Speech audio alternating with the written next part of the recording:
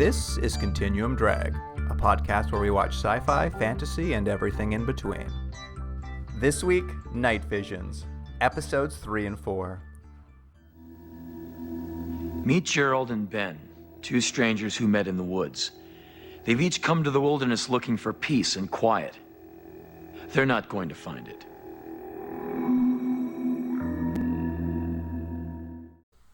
Welcome to Continuum Drag, the podcast where the aughts' hottest stars come to shine. I'm Luke, here with my co-host Jordan. What's real, Jordan? Yeah, there are a ton of, what do you call it? Stars. Yeah, some people call them stars.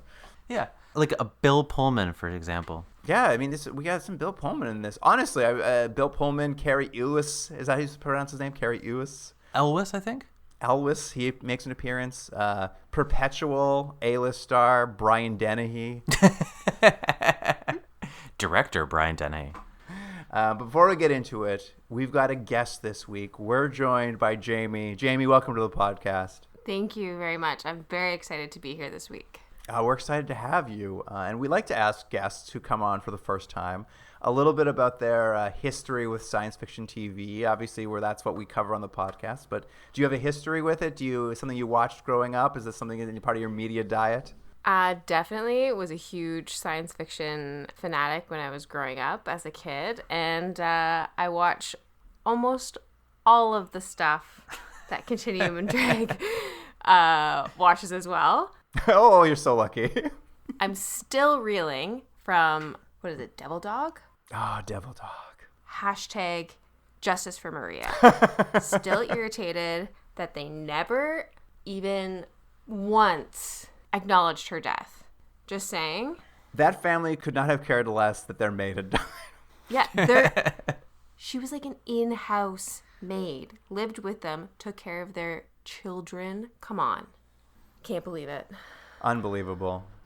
I'm having a small personal panic attack right now. This is your first time on the podcast, right?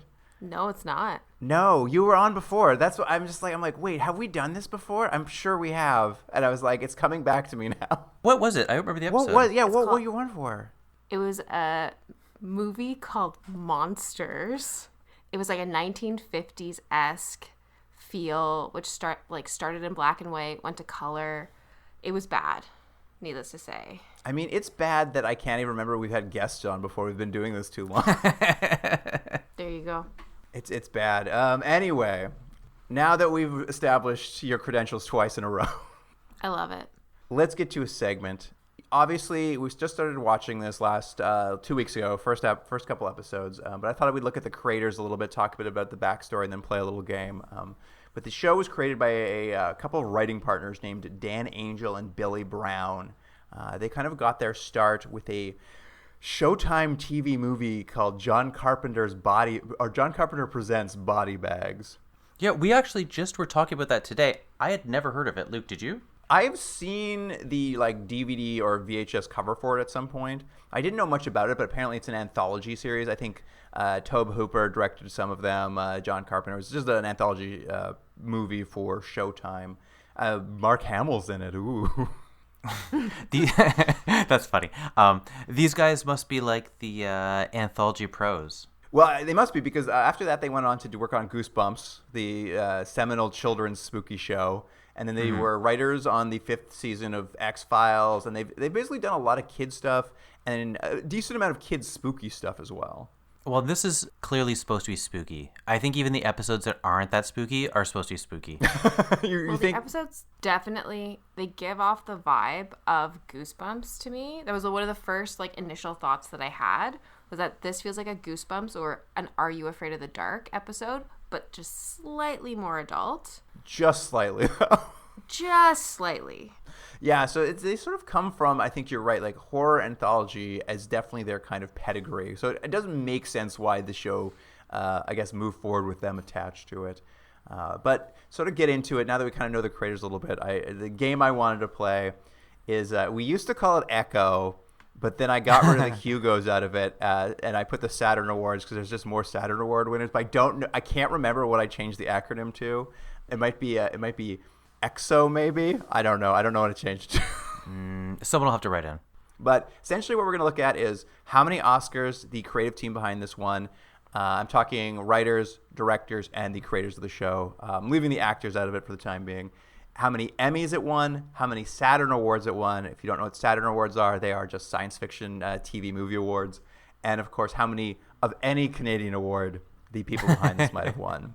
Of course, as we know, it was shot in Vancouver, so that's going to skew things one way or the other. And, of course, there's some pretty decent acting talent who's actually directing behind the camera here, too.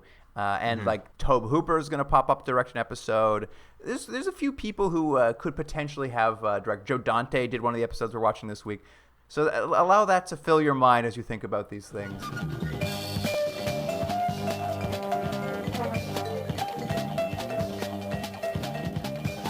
Start with Oscars.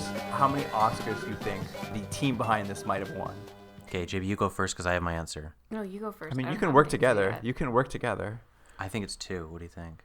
Oh, I was going to say 1. Okay, 1.5. 5? No, 1.5. Let's go with 1. It has won 0. That no one involved has ever won an Oscar. Where did you think the Oscar might have come from? You know what? I knew Joe Dante didn't win anything, and I knew maybe Texas Chainsaw Massacre might have got an Oscar. I don't know. For some reason, I was like maybe somewhere along the line. Fair enough. Well, let's get to Emmys then. How many Emmys do you think the creative team behind this has won? I'm including. Oh, and I'll specify. Obviously, we've got some guys who made Goosebumps here, so I'm including daytime Emmys. Oh, okay, that changes everything. That changes everything. What do you think? Okay, let's say they're numbered at the same time. 1, 2, 3. 3. Okay. Perfect. It was at perfect. the same time. It was 12. They've won 12 Emmys. Wow, that's pretty good. Yeah, so a pretty good creative team behind this. A lot of Emmys. So let's get into the Saturn Awards. These are the science fiction awards. How many Saturn Awards do you think have been won by this creative team? Go for it. No, what's your guess? 7. That was what I was about to say. 7. Wow. Got it out of my Simpatico. head. Simpatico. It was 2. It's won 2 Saturn Awards. Okay. Joe Dante Really off. won them both. One for Gremlins and one for editing Piranha. Oh, Piranha, classic. And our final category, Canadian awards. How many Canadian awards of any sort do you think this creative team may have won? There's at least 1. It's got to be at least 1. I'm going to say 2. I think 2 is probably a good guess. Okay, we're going with 2. Final answer. All right. It has won 10 possible Canadian awards. We did really good. Both Joe Dante and Tobe Hooper have won Lifetime Achievement Awards at the Fantasia Film Festival. A couple of the directors have won like Vancouver Film Fest Awards, World Media Awards, Leo's, WGC Awards. And then actually there's one guy on the show, Navin Shankar. He's one of the writers. He wrote 1 episode, but we know him because he's actually written for a couple other continuing drag shows. He wrote on Almost Human and Sequest, and he actually is the showrunner for The Expanse. So That's right. Yeah. a lot of the directors went on to do lots of stuff. They got lots of the awards, but of the writers, nobody who wrote any of these episodes really went on to anything other than the creators and Naren Shankar is the only people who kind of like survived working off of Night Visions. Night Visions is a funny show, and we'll talk about it. But at all times, it feels like it's supposed to be a big, sexy show, and it's not. I think definitely the weakest point is the writing of the show. Not to say that I think the writers are bad. It's just they've given so little time to execute like barely a concept. And then they give it a solid like 12-minute each segment. Yeah, so it was. I think it was not a fair shake for a lot of the writers on this show. But what do you think, guys? You wanna get into the episodes? Yeah, let's do it. All Bill Pullman all the time. Here's the IMDb summary for episode 3: A View Through the Window / Quiet Please. A lonely scientist is called in by the military to analyze the barrier that surrounds a mysterious, idyllic family farm in the middle of a desert. / With the weekend killer on the loose, it's a bad time to go camping. Oh, man. I remember watching these. You're right. First up, we've got Bill Pullman doing double duty. He's starring and directing this episode as a Major Bill Darnell. You know that's how they got him, right? They're like, we need a star. He's like, I'll come and if I'll direct it. And they're like, yeah, sure. That's going to take 3 days. He is being flown to the middle of the desert, and as he's flown in, we get a quick, brief flashbacks to establish that they heavily imply that his child is dead and that his marriage has fallen apart. So you know he's got trauma when he's arrived in the desert. And Jamie, what was the line you liked? Oh my goodness. I loved it when basically he's having that conversation with his wife and he's like, so, I'm going to leave. And she goes, when are you going to be back? And he goes, do you even care? She goes, no. And then they just cut to him showing up in the desert. And I was like, wow, they've really established that. This marriage is done. We never see any more flashbacks. That's it. They're just like, that's all you need to know. It's over. Yeah. The wife, she's gonzo. She's no more. And he's arrived in the desert because the military has discovered a bizarre window-like portal that looks in on a Little House on the Prairie style scene of a woman and her children. Seems very Civil War era, and it's just like it is just like a big flat screen TV in the desert. Watching Little House on the Prairie, basically. Yeah, and it's like they're very idyllic. They're always like out. Yeah, that's what they said in the whittling. summary. Oh. Anyways, it's idyllic. It's so idyllic. Well, they're like whittling, and she's like she's like constantly swinging. In this, She's on a swing a lot. Like always, she doesn't do anything all day. It's idyllic. So the military is aware of them, but the family doesn't seem to be able to see them. The family doesn't seem to be able to see the military watching them. It appears to be a one-way window, and they can't enter the world because they've got an electromagnetic forces blocking entry to this other world, which is why they brought the Major here, because he has a physics degree. I love that. It's like such a classic thing. There's only one person who can solve the problem, but they don't want to spend any time on it, so they're just like, he knows physics. Anyways, let's get this going. And they know very little about what's happening on the other side of the window because the CIA has all the lip readers and the military just will not ask for their help. That was really weird, right? It was so bizarre. They're like, why? And then they're like, don't worry about it. It's secret. It's a military secret. CIA can't come. We're not allowed. Yeah, and they're like, oh, because this would be a plot hole that if they could see what the people are talking about? Yeah. Well, that's just it. It would really open up the plot hole of it. Though I don't know if it would. I don't know if it would change that much, other than maybe they don't speak human languages. I don't know. Right. The Major, of course, though, he's really much more focused while he's there on the old-timey trad wife through the window and just how much nicer it would be if he could live in a simpler time where your wife would just listen to you. They have that opening scene with him and his wife fighting so that when he is perving on this woman, the viewer's like, I'll allow it. I don't know if the viewer says, I'll allow it. I'll allow it. It's so funny because it's just like he's like falls in love with her immediately, is obsessed with her, but it's just like she appears to live in the Civil War. It's like you guys have nothing in common. Like there's no reason you should like her other than you're just so mad at your wife and you think he's like, this lady would be nice to me, I'm sure of it, and I would just get her children and my dead kid would like not stop bothering me. But that's the other thing. It's like he's also obsessed with the little boy who's like running to like catch a ball with the dog and stuff. And I think it's to like throw back to the fact that his son's dead and he's the cause of it. Well, that's exactly it, because they want him to have this trauma, so it justifies everything he wants to do. He's in such a bad state that he'll do anything for a better life.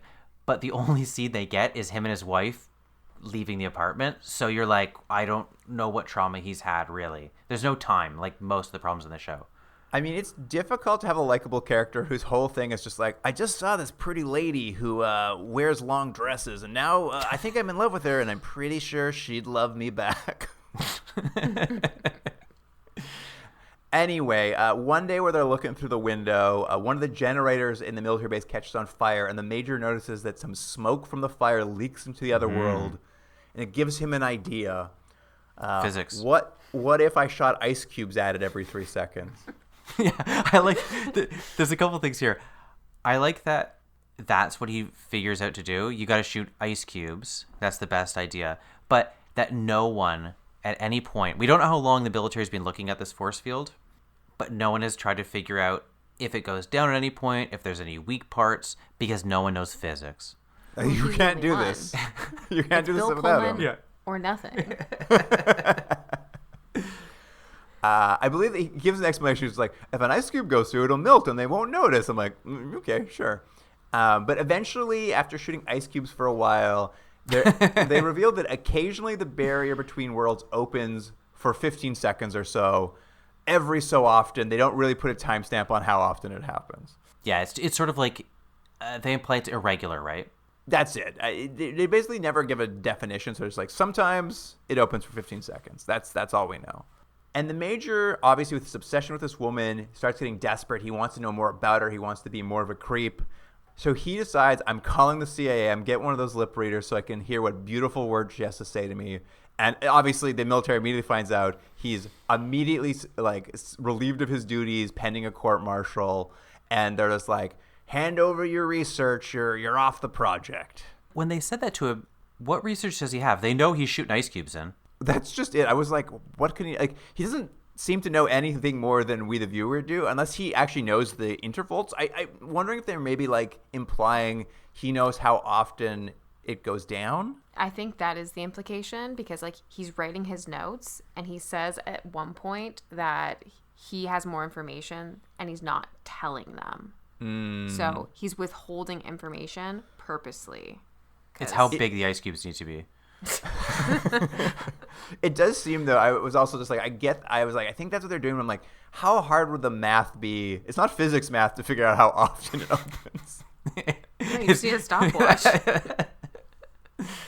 But because he's going to get in trouble and he's going to get taken off the case, he's just like, well, I happen to know it's about to open for 15 seconds. So he just like makes a break for it and dives through the window so he can go back to old-timey times to be with this woman. And it's like a beautiful scene. He sees her coming out of the house. They run together in slow motion into each other's arms through the field. And as soon as they're hugging, because this woman like immediately is like, let's hug, I'm down. Her jaw extends like a snake, and she bites into his neck. This was by far the best part of the episode. Jordan absolutely like died. I loved it. Watching it. Because I'll say, almost all of these episodes, I see the turn coming, and I knew something funny was going to happen, but I didn't know she was going to become a snake woman and bite his neck. I'm going to be honest. At this moment in the episode, I was like, oh, man, it's crazy. We're like about half of the episode. Bill Pullman's being eaten. Where's the rest of the story going to go? I had forgotten that I was going to have to watch a completely different story. I thought I was halfway through the story here, and I was like, it's getting interesting. I don't know where they're going to go next with this. And then, like, they cut to the military, and the military's just like, well, he's dead. And an old man comes out and starts like he opens up like an ancient tome and starts chanting some wild language, and the window closes. The military's like, time to go home, I guess. And I was like, oh, right. This episode is only 22 minutes long. It's over now. And then Henry Rollins comes out and is like, if you find a portal, watch out if they bite. You're like, what? Well, there is one last little scene. Is after the portal closes and the military's leaving, they cut back to the idyllic village or the idyllic farmhouse. Oh, yeah. And the window now looks out onto our world, and they can see the military guys packing up, and the kid is like beating the window with, I guess, Bill Pullman's bloody bone.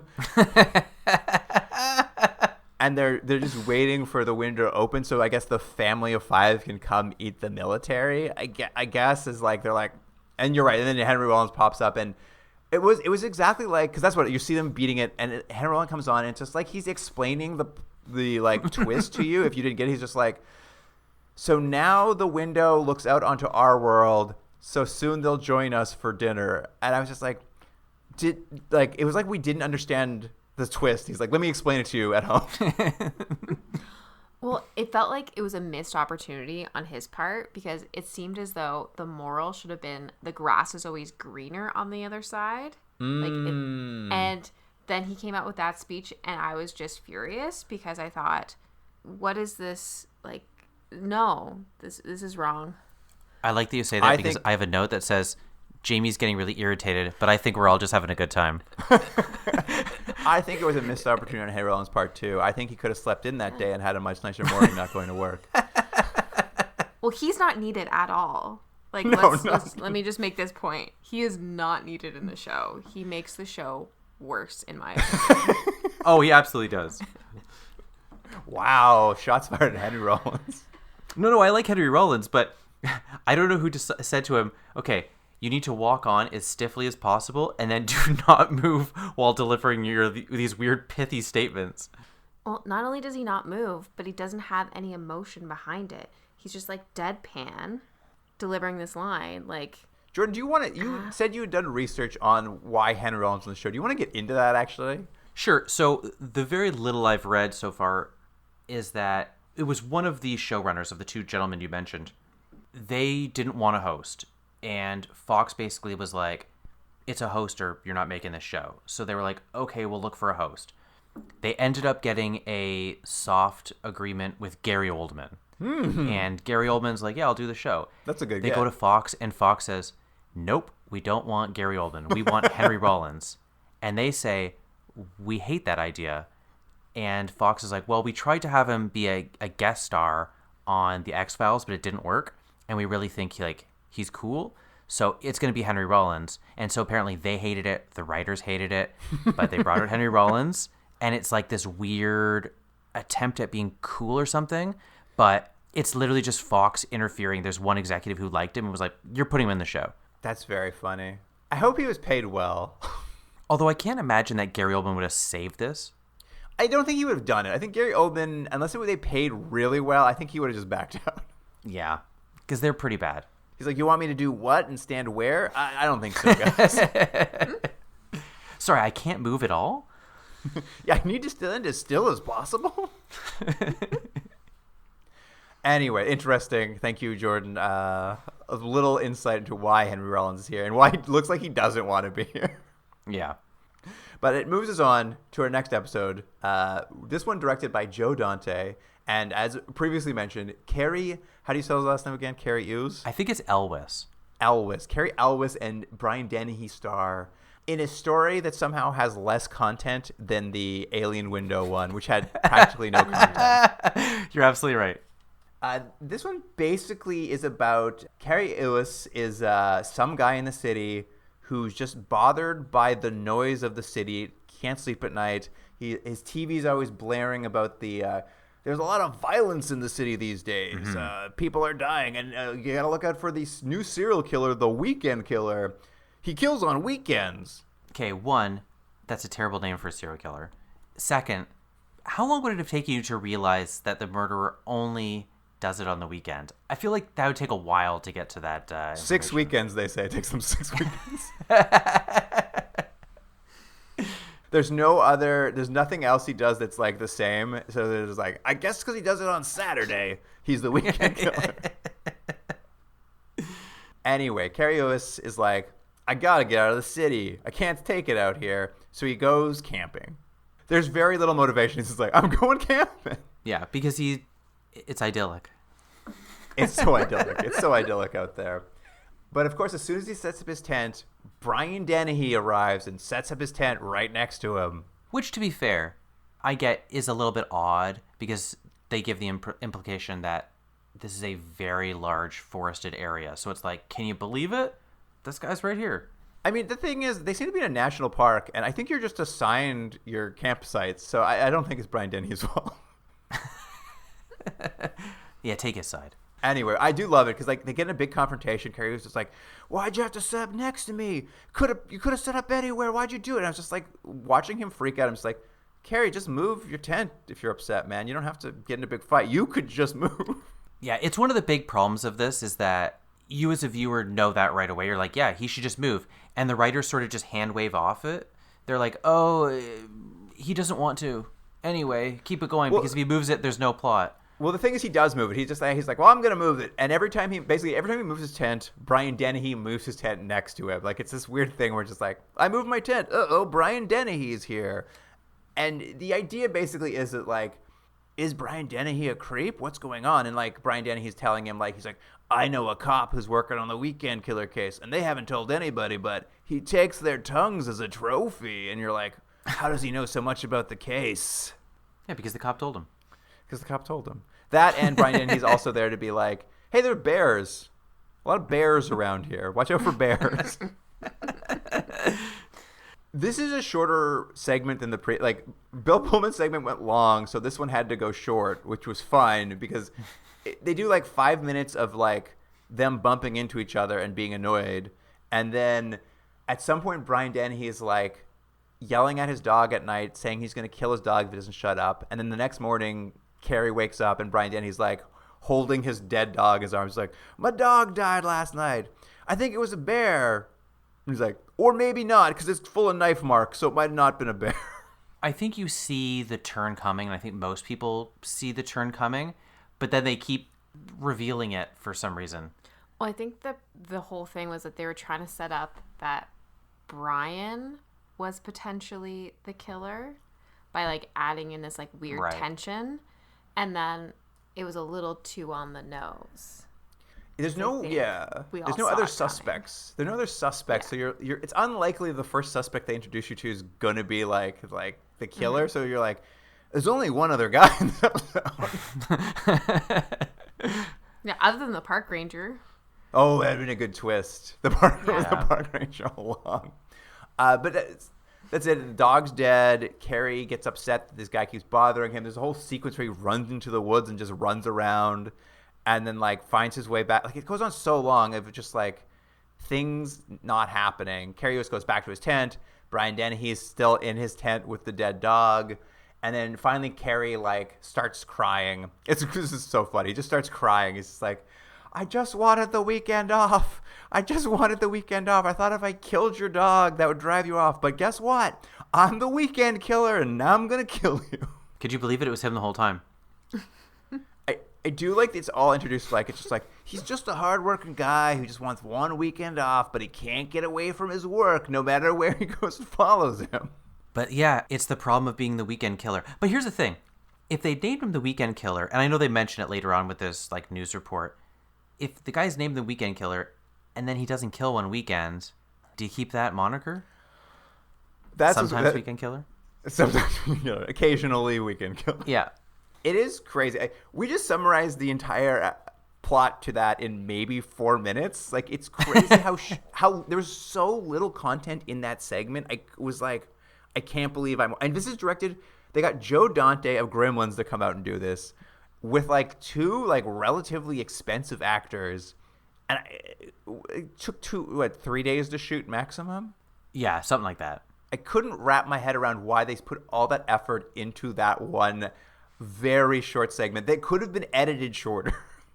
Well, I think a lot of these, that's the selling point for the people getting involved.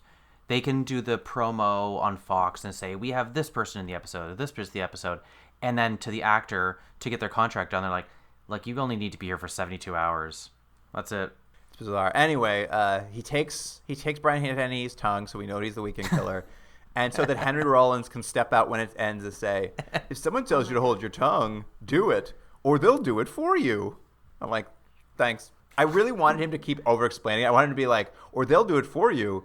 Because Carrie Lewis was the weekend killer. You get it, right? I think you should explain what happened at the end of it. It's like, you understand that was like, he was actually the killer, not Brian Dennehy. You guys got it, right? Okay, cool. It might as well be that. Anyway, you want to keep going? We've got 2 more of these to cover. Yeah.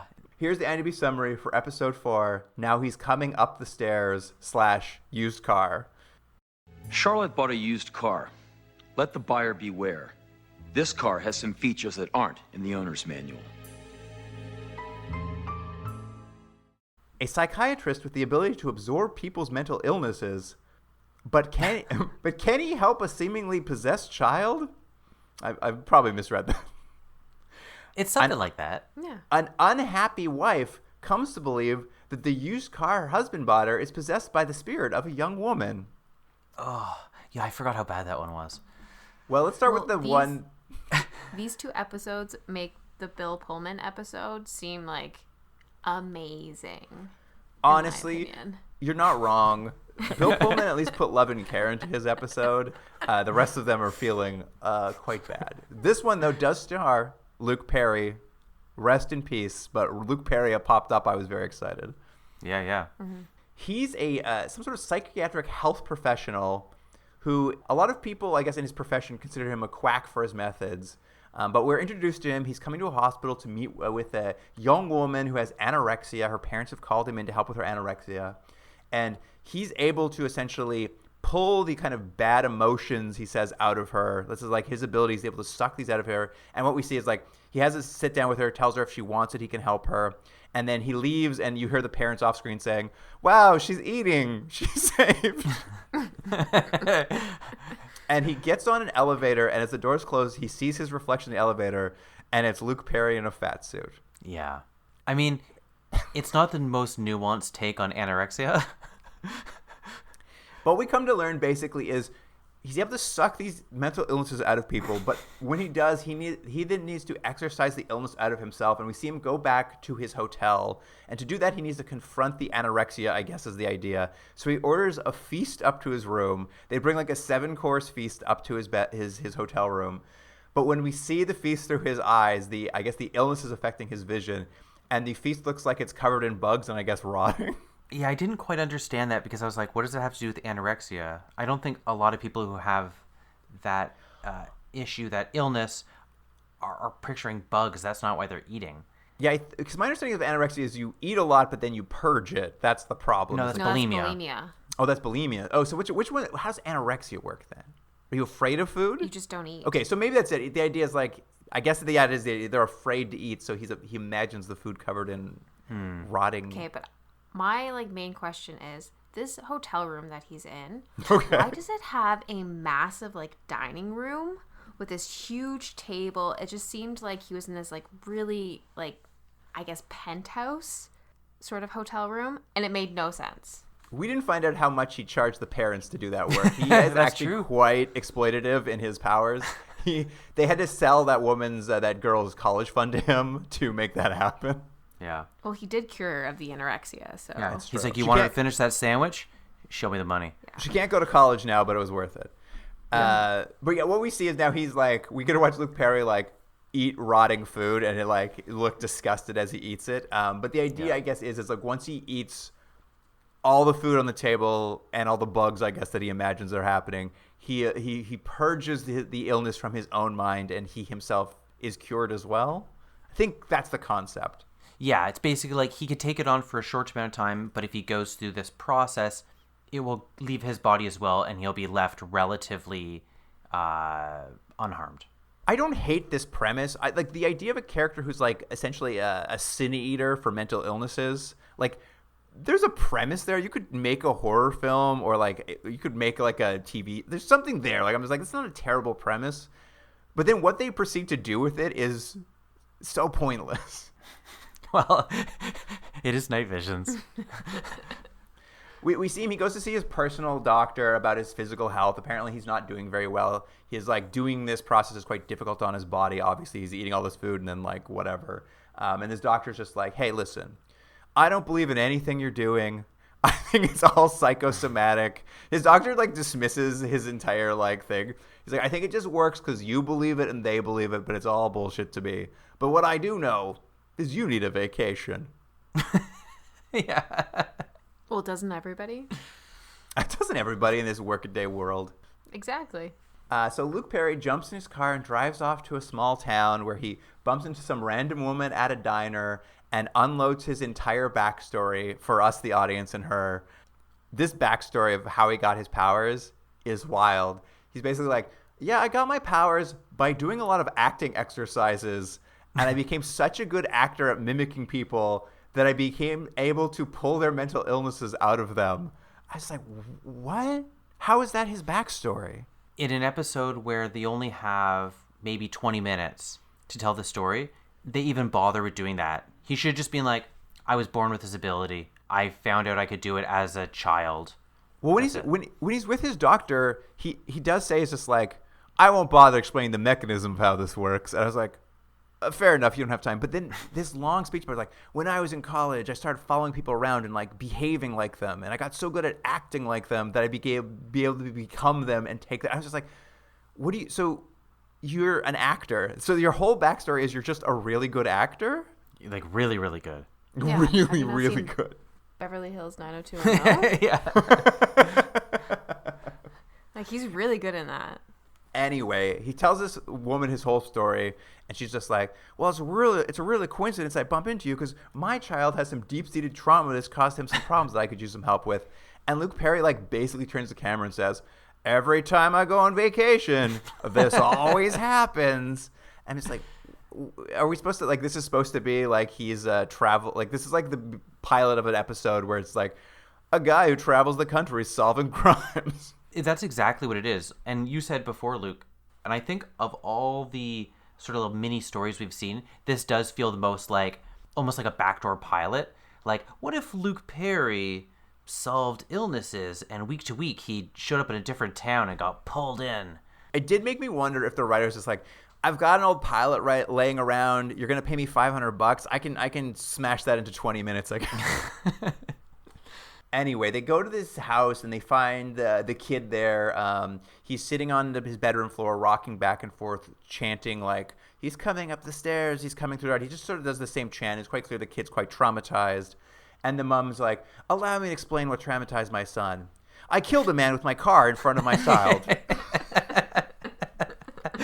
I know. I love that they don't give that any more weight. They're just like, because I was like, oh, what's the horrible thing? And then she's like, yeah, I killed someone. Oh, okay. And he's been really messed up since he saw the man die. It's so weird. You know, I heard originally they wanted Matthew Broderick in this episode, but then they went, Stop it. We'll put an edit point right there. No, look it up, everyone. But Luke Perry's like, no problem. I can take care of this. This is not a big deal for me. Mom, leave me alone in the room with your child. And don't come in no matter what you hear, is his exact line. He's like, don't come in. We talked about that when we were watching the episode. And I was like, I don't think I listened to him. I would never leave my child alone with some stranger, even though I thought that they were going to help. Like, that was just... Hold on. Jamie. Do you hear our child screaming for help and they want daddy to come help them? I'm going to allow it. I'm going to see what happens. That stranger I just met at the diner, he said he was the world's best actor, so I'm going to leave him in there. Mm-hmm. Yeah, It's but so awful. He's wearing a mock turtleneck, so you know he's serious and legitimate. Anyway, he sits down with the kid and he's just like, hey kid, I'm going to enter your mind. I'm going to pull this junk out of it. And then as soon as I do, I just want you to get up, run downstairs to your mom. It's all going to be solved. And like we see Luke Perry reach out, touches the kid.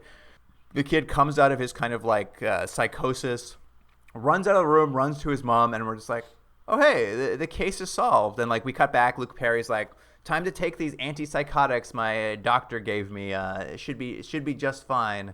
And he goes downstairs. He joins the family. He's just like, hey, aren't I a real winner? Save this kid. I'm feeling great thanks to these pills. And then the kid starts freaking out. He's just like, he's coming up the driveway or whatever his chant is. And Luke Perry looks out the window. He's just like, oh my God, the dead guy's out there coming toward the house. We got to hide. And they hide in the kid's room and they're freaking out. And the mom's just like, I don't understand. I can hear it too. What's happening? And we're like kind of this like weird like twist. It's like the dead man's actually out there. And like everyone's freaking out. Luke Perry's super calm and he looks at the freaking out family. He's just like, no. You guys are all in my brain. This is all in my mind. Don't worry about it. I just need to think my way through the insanity. His actual term is like, I just need to think my way through this insanity. Hey, if you can do it, right? And he can. And he does, because he just wakes up again. It's like a fake out. He wakes up again. He's just like, I better call my doctor and tell him those antipsychotics I took in the dream I just had didn't work. So he picks up his phone. He's just like, hey, doc, I had to think my way through the insanity. Those pills didn't work. Time for me to go downstairs and talk to the family I just saved. He goes downstairs. Everyone's murdered on the main floor. He's just like, still insane. Better think my way through it. And there was an interesting turn I think they could have done here, which is maybe he got into such a state of mind where he didn't know what he was doing. And he found out that he actually did do this horrible thing, and this power he has, or this ability that he thought he was helping people, he now sees what he's capable of, and he's done this horrible thing. Maybe not the most upbeat ending to an episode, but maybe better than having to see him inception his way 45 more times. Well, we cut back, and he's now rocking. He's sitting in the kid's room, rocking back and forth, doing the same chant the kid was doing. And I guess we're just like, oh, I guess he's stuck in there now? Or is he going to think his way out later? I don't know. But here comes Henry Rollins, so I guess the episode's over. The mom now is like, I got to take care of this guy? This whole thing was so bizarre because I'm just like, all right, like, we know he's going to face a challenge that's difficult for him. He's not feeling well for it, and I thought the setup was going to be like the kid is actually like possessed by a ghost, so there's going to be something supernatural happening, and that was going to be the challenge. Like, he knows how to take care of mental illness, but what he's facing now is something like supernatural. But that's not the case at all. He's just like, it's just another mental trauma he's having to face, and this one's just like a little hard, and he's a bit weak, so it's harder for him. Like, that's the story. Yeah. Mm-hmm. And there's one thing to mention that's only tangentially connected. In one of the times where he comes out of his little whatever. Yeah, one of the fake out wake ups. Yeah. Yeah, one of the fake outs. He asks for food in the weirdest way. The mom's like, "How are you doing?" He's like, "Ugh, I could really use some protein." And she's like, "What?" And he's like, "I'm telling you, I'm hungry." And she's like, "Oh, I'll make you something." He's like, "Ha ha ha ha ha." And I was like, "Who asks for food like that? I need some protein." That's normal, Jordan. You walk into the kitchen, you're like, could use some carbohydrates. I mean, that's almost weirder than his, teaching yourself to suck illness out from acting. Very bizarre. It was very bizarre. And then Henry Rollins walks out, and he's just like, let me explain what happened here. He's just like, this is the exact quote. Best of intentions aren't enough. Got to know your limits. I'm like, what? Oh, gotta know your limits. Hey, well, I guess he's explaining that Perry's stuck like that forever. He didn't know his limits. Yeah, he should have taken a vacation. Yeah. That used to be a gambling slogan out here, which was know your limits, play within them. No, that should have been the end. I don't know. It was such a weird episode with it. I just felt like such a non-ending. Well, again, because they don't have enough time, so some of them just end. It's just over now.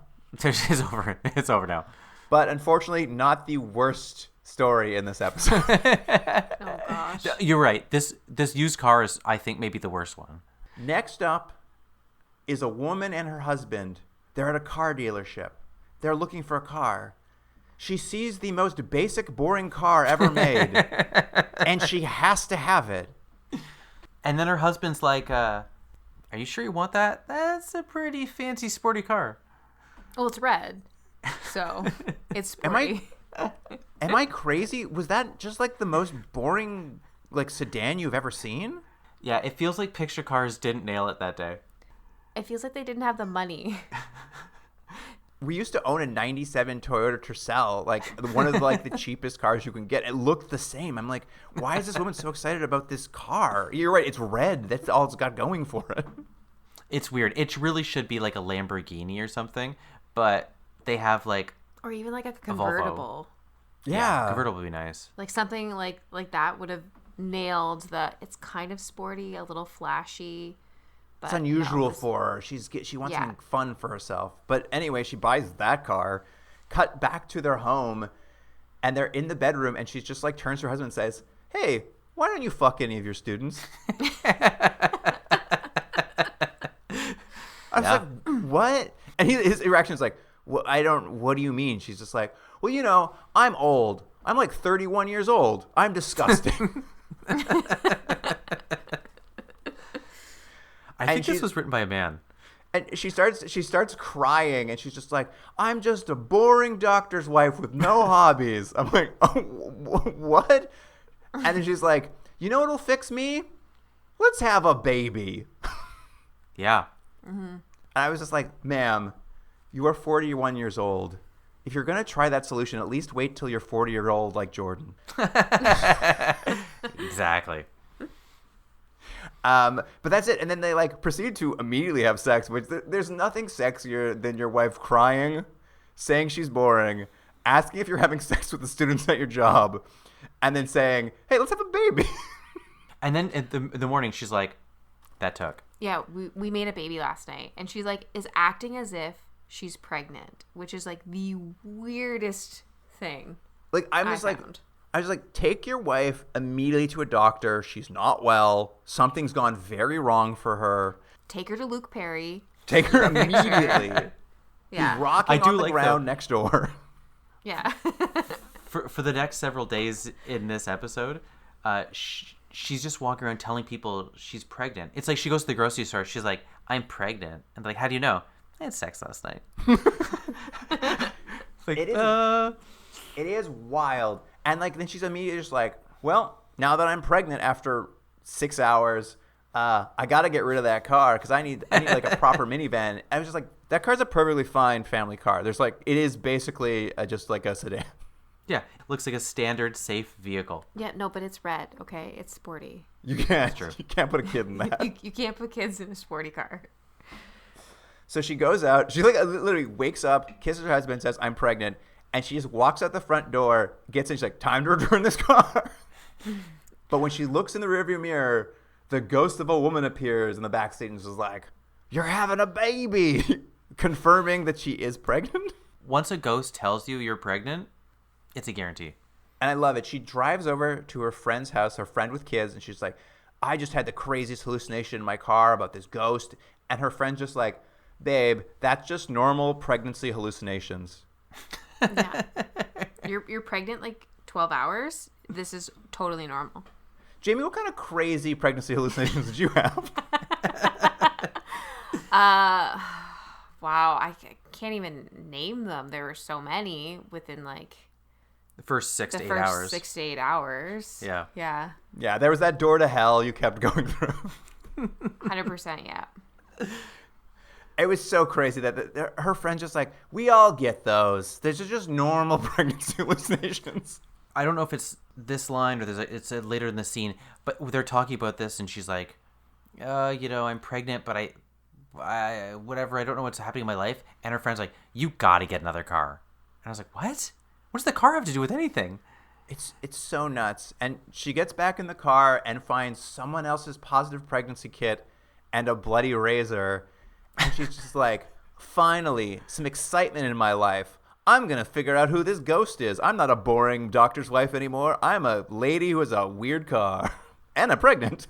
She's also not worried at all about the dealership that sold her a car with a bloody razor blade in it. And a used pregnancy test. I'll be honest, it's the used pregnancy kit that upsets me more. She's able to use the used pregnancy kit. I don't understand. Like, I guess someone wrote their name on the used. She's like, good thing I can find the woman's address with this used pregnancy kit. I'm just like, I don't know how that would work, but she does. She meets the dead woman's uncle, and the uncle's just like, listen, my niece, she made a lot of bad decisions, and also she was a dancer. And the woman's just like, you mean a stripper? And he's like, whoa. We don't call them that. We call them dancers. Well, because he accidentally discovered it one night, which that would be a weird family interaction. Yeah, he was not happy. He's like, oh, I was out for a good time. He's like, I barely could pay for that lap dance. Gross. But he's just like, anyway, she's dead. I don't know much about her life. I don't even know who bought her that car. But let me assure you, she didn't buy it herself. I was like, what? It came out of nowhere. I was like, what do you mean? But she's like, anyway, as long as you're here, do you want all her stuff? Yeah. He hasn't just sitting there. He's next to my couch. To be fair, to anyone who comes to the house, he's like, do you want this stuff? It's just sitting here. It's taking up space next to my couch. Do you want some encyclopedias? We cut to her house. Her husband's getting home from work. There is a trail of a dead woman's junk leading through the house up to the bedroom like rose petals. It's like the weirdest seduction you've ever seen. He gets into the bedroom. The wife is now like dressed in the dead woman's dress, kind of like trying to be sexy or something. And like the exposition dump that happens here, inside of that dead woman's box was all of the evidence that somehow the husband had met the dead woman at a strip club. They'd started a relationship. And there seemed to be photos maybe in the box of them together. The husband bought her this car. She got pregnant. And I'm like, there's so much exposition was inside of this box that happened off screen. Yeah. It explains the entire story of this box. Yeah, so of all the weirdness of it, I think the oddest thing is that if you go back to the beginning of this segment and they're looking at cars. At the car. He sees the car. No reaction. No reaction. And she's like, I'm going to get this one. He's like, are you sure? She's like, yeah. He's like, I don't think it'll come back to bite me. It's because it's so boring. He didn't even realize it was the same car he bought that other one. Anyway, the truth is out now. He was cheating on her with this dancer lady. She's just like, I've had enough of you. I'm leaving. And she goes and gets in the haunted car and drives off. And the ghost starts showing her visions of the relationship she had with the husband. The ghost is like, here's when we met at a strip club. Here's when I got pregnant. And he's like, here's the time I told him to kill you so that we could be together. And she pulls over. She's like, whoa, whoa, whoa. I'm trying to help you here, ghost. We're on the same side. Yeah, why did the ghost lady take it out on her? It seemed not fair. No, well, because the ghost lady never liked her. She wanted the husband to kill his wife so they could be together. And the ghost lady still has that desire for some reason. Yeah, let it go, you know? No, it just didn't make sense. Yeah, it was very much like this ghost just loves this husband. And then she's like, the doors all lock and it starts filling up with what I assumed was going to be carbon monoxide. Like it also, I'm like, oh, that makes sense. That's how the car kills her. And then the ghost appears and slits her throat. I'm like, oh, what? With the bloody razor blade that was left in the car. Yeah, with the blood. And then the car drives itself home. The husband comes out, opens the door. His wife is dead, throat slit, and written on the windshield is "Someday we'll be together." And the radio's playing that same thing. And I'm just like, honestly, I think this guy's fine. I think it's pretty easy to avoid a ghost in a car. I think he'll be fine. What it should have been is when she was in the car, she was forced to drive and then hit a pedestrian. And then that it's connected to the first episode of Luke Perry. And her baby in her womb was traumatized. It was so bizarre, this episode. Yeah, the fact that everything that explains what the story's about is in a box that just gets dropped in the last 5 minutes, and then just oh, and by the way, the dead woman actually wanted to kill the wife so they could be together, so that she's actually an evil ghost. So I'm like, okay, what? Yeah, it was bad. Anyway, thankfully Henry Rollins is there to one up a classic phrase. He's got a punch up for a classic phrase. For sale, 1 car, 2 owners, never needs gas, runs on rage. I was just like, is that what happened in that episode? Does the car run on rage?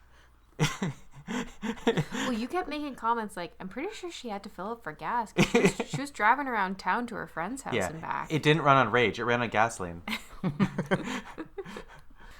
And that's the 2 episodes and 4 stories of Night Visions. I don't know if you have any final notes. I've got one here, but do you have anything you want to bring up? No, go for it. My note was, Jordan, why do you do this to us? I'll say this. They go by fast. Do they? Yeah.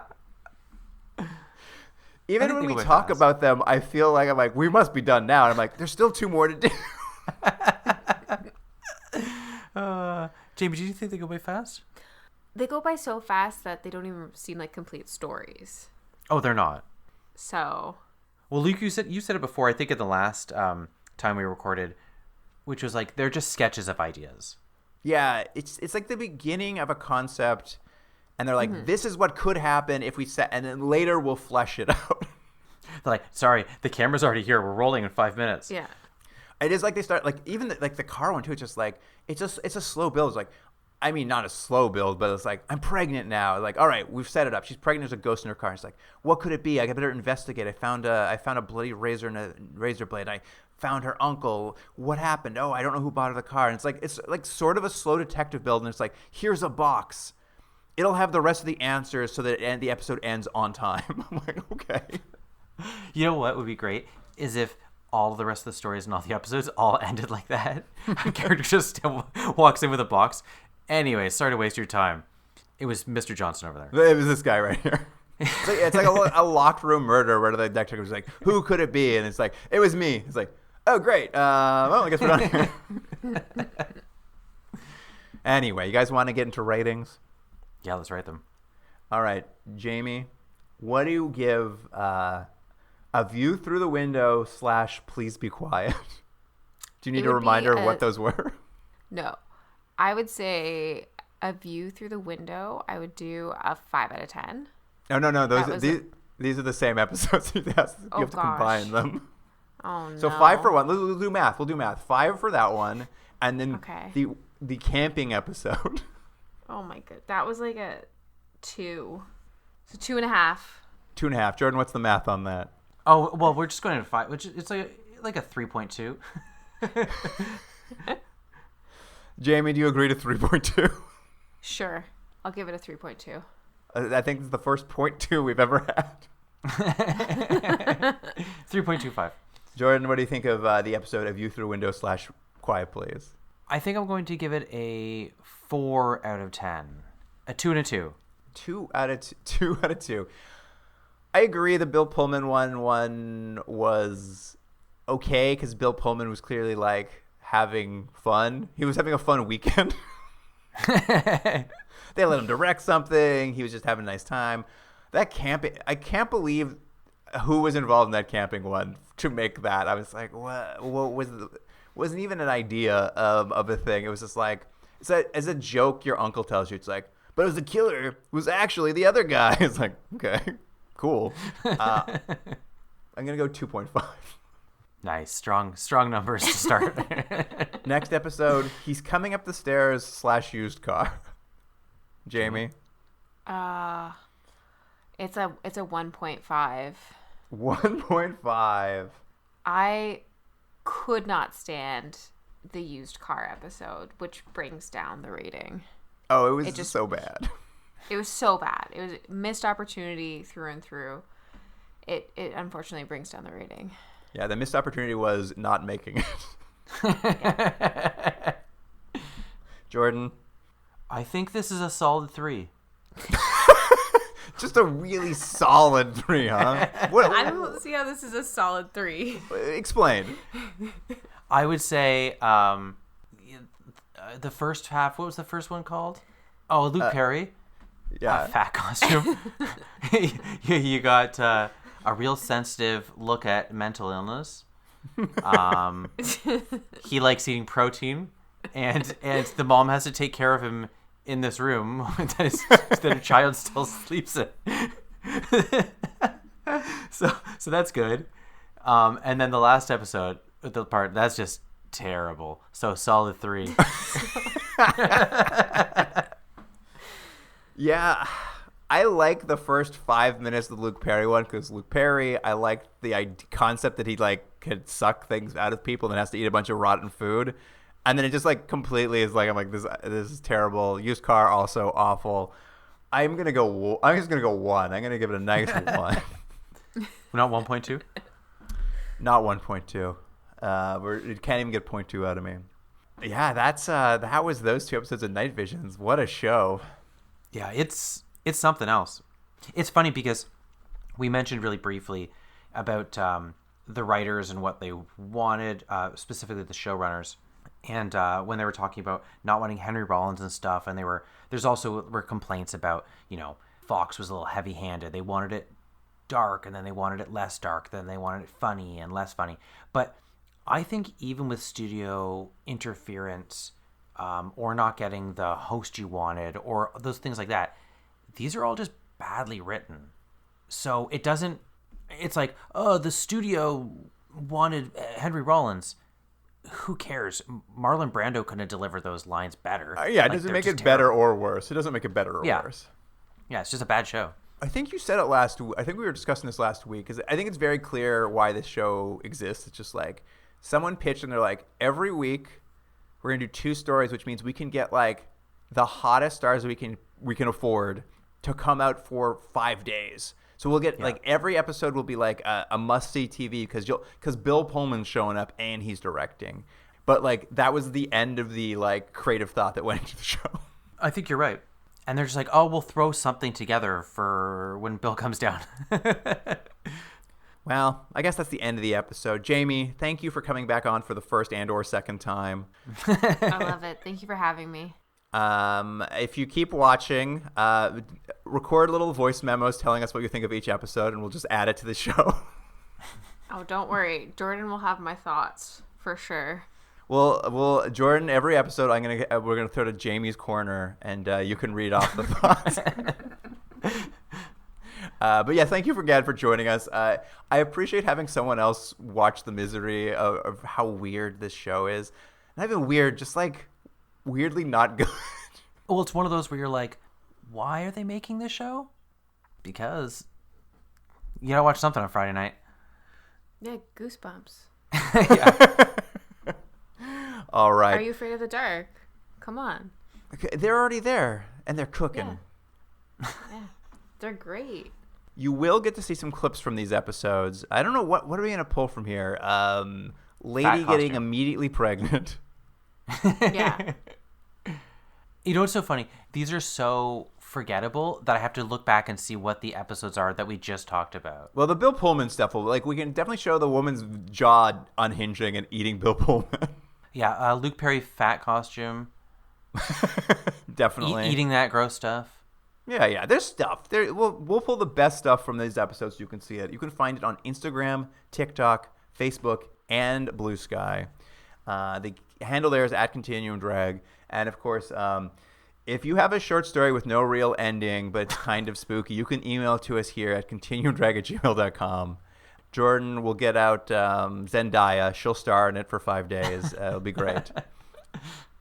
And that about wraps it up. So, listener, thank you for joining us. And Jordan, I'll see you on the next one. I'll see you then.